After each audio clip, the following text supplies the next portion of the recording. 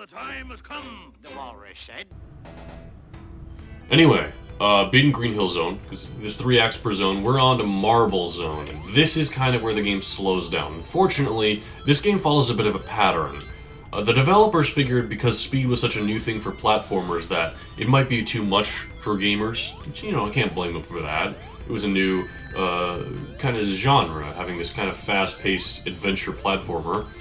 So they figured, well, to break things up a bit, in between all the fast zones, we'll have a slow zone. So, after the Green Hill Zone was super fast and fun, we have Marble Zone, which has a lot more puzzles and tricky level design. But the problem is, in the last zone, people were so used to going fast and rushing through things, if you try and do that here, you're going to get yourself killed. Like with these pistons, for example, if you try rushing through, you're going to get squashed by them in one shot. No matter if you have a ring or shield or anything. So a lot of people end up getting game overs. I'm pretty sure my first time playing this game, I actually got several game overs here. I don't even know if I even made it past this zone at any point. At least for the first few weeks of playing this game. You may have noticed earlier, I've been doing special stages at the end of every act. Act 1 to a special stage. Act 3, you cannot do a special stage because there's a boss there's no goalpost. So there's no way you can do a special stage then. So then looking at the total amount of stages and looking at the ones you can get Chaos Emeralds at, there is a limited number of opportunities to get all the Chaos Emeralds, which is why messing up on those stages is really detrimental, and I don't generally go for them on my playthroughs. I mainly just go to the special stages for the continues. We're going to do another special stage here. I don't think we got to continue in the second stage. I'm pretty sure we just sped through that one. It's fairly ordinary for me to go over a plot summary in games, no matter how simple the plot may be. Basically here, Dr. Eggman or Robotnik or whatever you feel like calling him, he is kidnapping animals to power his robots, and those are Sonic's friends because he's a hedgehog after all, so that's no good. And we gotta go save all the animals, which is what we do in every Act 3 when we're opening that capsule when the animals run out. And we've got to defeat Eggman by destroying all of his creations, which, man, the fact Sonic must have very powerful quills to destroy metallic objects completely in just 8 hits per, which it's always 8 hits per boss, except for the final boss, which we'll get to. Another Chaos Emerald obtained. I haven't explained everything in the special stage. I mean, there's those things that rotate it if you hit them, there's things that speed and slow it down, but really you just kind of use your instincts. You jump around, you get rings, that sort of thing. Marble Zone Act 2, I know there's some sort of trick to like skipping this level by pushing up against that wall or something. I've never done it successfully and I never looked into it really. I mean, it's just kind of there for people who really don't like this level, but it's doable at least. It just takes a little while. My personal history with this game, I played it like a little bit when I was young, but not all that much. I played like a bit of Green Hill Zone. I actually played a lot more of the Master System version when I was much younger,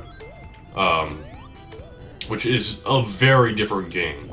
I might actually have to do a Let's Play of the Master System version at some point, just because there's so much different about it from music and bosses and everything.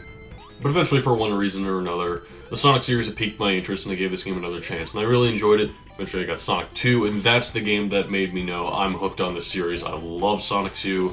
I mean, the speed you get in music of the stages and the fact that it looks so much better, I just love that game, and Sonic 3 as well. And I'm on and off with the rest of the franchise. I haven't played a lot of the games, and I'm sure a lot of people might find this series as a whole odd. This retrospective on the Sonic series, just because in this day it is such a made fun of franchise, We always have those videos on Sonic Boom and the awful design that originally came out for the movie. Luckily they changed it. Whoops, I didn't mean to go in here, but I'll take a life, I guess.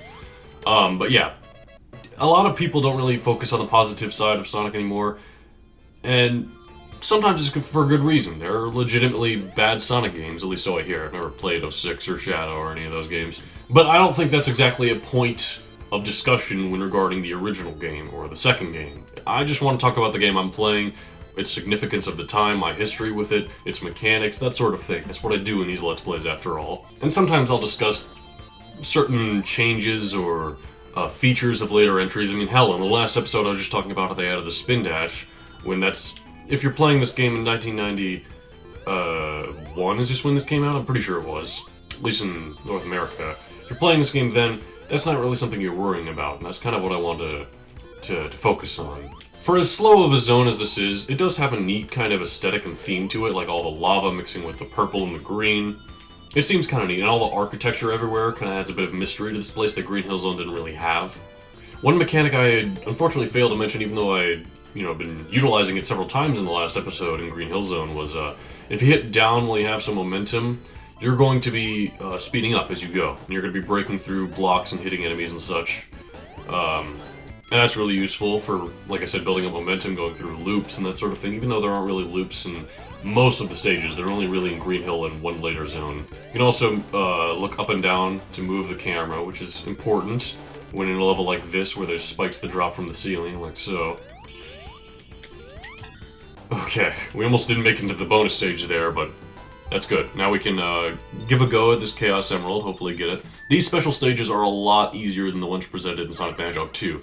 I have never in my life gotten all of the Chaos Emeralds in Sonic the Hedgehog 2 normally. I've done it with like cheat codes that are presented in the like sound test menu. But I've never actually beaten all the special stages. Here we are at the Chaos Emerald. We have the green one here.